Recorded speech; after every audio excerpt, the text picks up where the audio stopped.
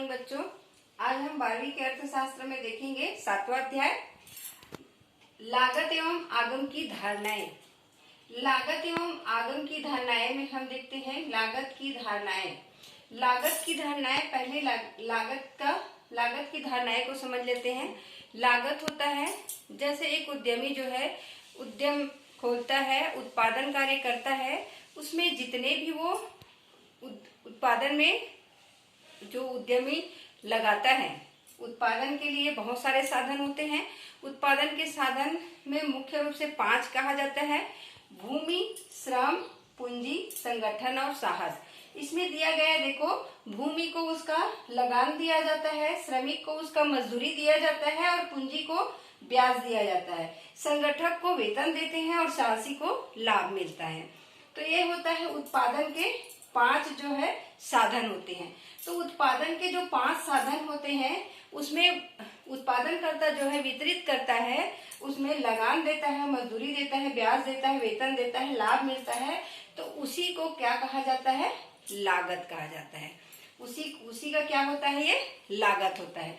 तो समझ आया लागत की धारणाएं। अब उसके बाद देखते हैं लागत का वर्गीकरण। लागत के वर्गीकरण में देखते हैं मौद्रिक लागत, वास्तविक लागत, अवसर लागत। तो मौद्रिक लागत क्या होता है?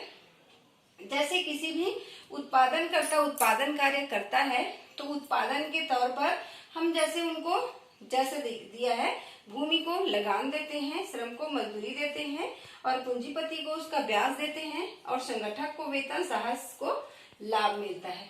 तो ये मुद्रा के रूप में हम उसको देते हैं। जो भी उत्पादन कार्य होता है, उत्पादन कार्य में जितना भी हम सामान उसमें लगाते हैं उसके बदले हम उसको मुद्रा पैसा दिया जाता है, उसी को हम मौद्रिक लागत कहेंगे। मौद्रिक लागत में देखते हैं स्पष्ट लागतें।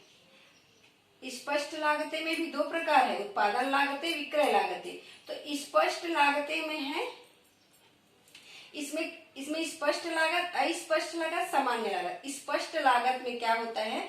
जितने भी हम उत्पादन कार्य जो करते हैं उसमें स्पष्ट रूप से हम जो भी कीमत चुकाते हैं, जैसे कि हम कह सकते हैं कि उत्पादन कार्य में हम भूमि, श्रम, पूंजी जितना भी कार्य किए हैं उसका वेतन दिए, मजदूरी का और पानी बिल दिए हैं, बिजली का बिल दिए हैं, वाहन चार्ज दिए हैं, कच्चे माल का पैसा दिए हैं, विज्ञापन का पैसा दिए हैं और जो घिसावट के लिए मशीन बिगड़ गया है उसका भी पैसा दिए हैं और विज्ञापन और जो कमीशन भी देते हैं कभी कभी किसी को, तो वो भी हम स्पष्ट लागतें में जोड़ते हैं। तो उसी को भी 2 भागों में अगर हम बांट सकते हैं, उत्पादन लागतें और विक्रय लागतें। उत्पादन लागतें में उत्पादन में जो भी लागतें आती है वो उत्पादन के तौर पर, जैसे उत्पादन में खर्च हुआ, उत्पादन में हमको बिजली, कच्चा माल है और जो भी क्या बोलते हैं, बिजली, पानी और जो कच्चा माल है और जो वाहन खर्च है, ये सब लिया जाता है। विक्रय लागतें में जो बेचने के लिए हमको जो कमीशन दिया जाता है और जो हम उसमें विज्ञापन में खर्च करते हैं और लाने ले जाने में जो और अलग से खर्चा होता है विक्रय लागत में होता है। तो उत्पादन लागत और विक्रय खाता। स्पष्ट लागतों को 2 भागों में बांटते हैं, उत्पादन लागत और विक्रय। जितना स्पष्ट लागतें में हम सबको पैसा देते हैं, जितना खर्च आता है कच्चे माल में, गाड़ी खर्च में, किराया में, वाहन में, विज्ञापन में, मजदूरों को वेतन देने में, साहसी को पेमेंट देने में, जितना भी उसमें खर्चा आता है उसको 2 भागों में बांटते हैं, उत्पादन लागत और विक्रय लागत। उत्पादन में जो जो खर्चा होता है वो उत्पादन लागत कहलाता है। विक्रय, उसको बेचने में जो जो खर्चा आता है उसमें हम विक्रय लागत कहते हैं। अब देखते हैं मौद्रिक लागत में दूसरा है अस्पष्ट लागतें, जो हमको अस्पष्ट रूप से दिखाई नहीं देते।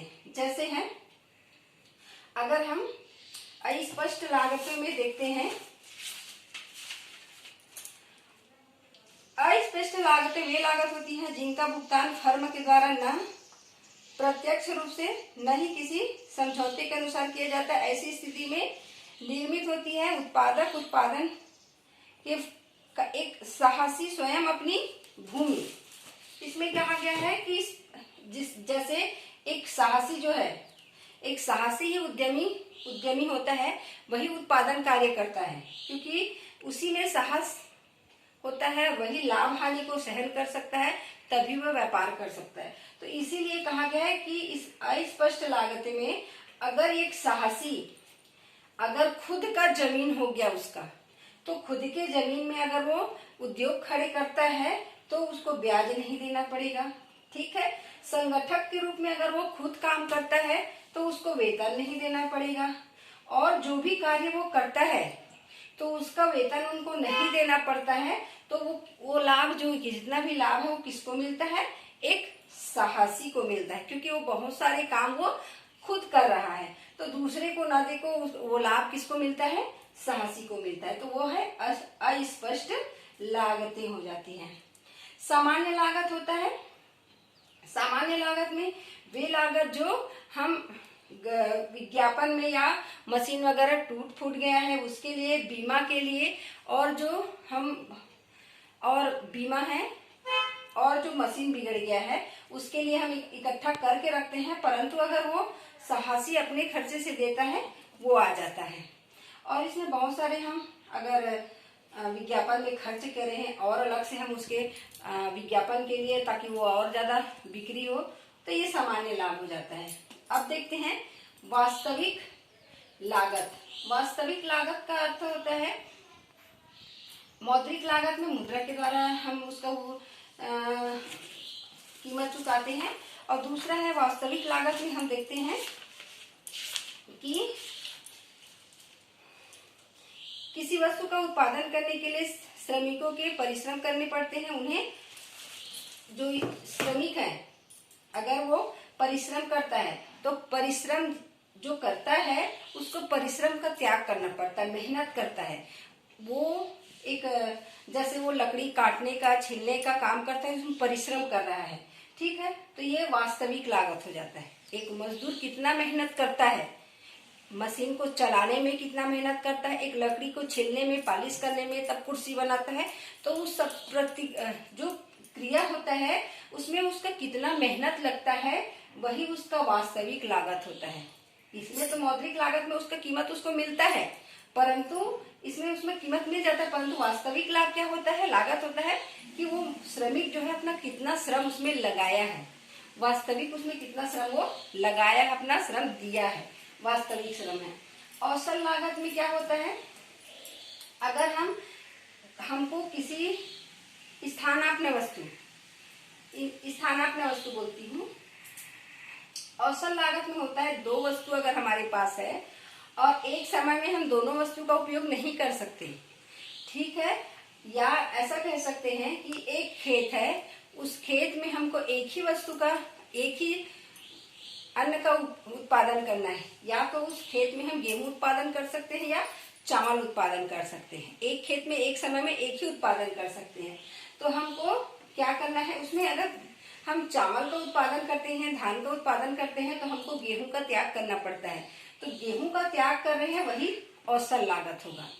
वैसे ही एक उदाहरण देख लीजिए औसत लागत में, जैसे एक ड्राइवर है, एक ड्राइवर को बहुत सारे वाहन चलाने का अवसर मिलता है, और वाहन चलाते समय उसको लगता है कि मैं बहुत सारा वाहन चला सकता हूँ, परंतु उस समय में, एक समय में उसको एक ही वाहन चलाना पड़ता है। एक ही वाहन चलाता है और उसको बहुत सारे वाहन का त्याग करना पड़ता है, तो ये होता है उसका औसत लागत, क्योंकि उसको अवसर तो बहुत सारा मिला था, परंतु वो एक ही चलाता है और बाकी का त्याग करता है, वही होता है औसत लागत। आगे का अगले वीडियो में बताएंगे।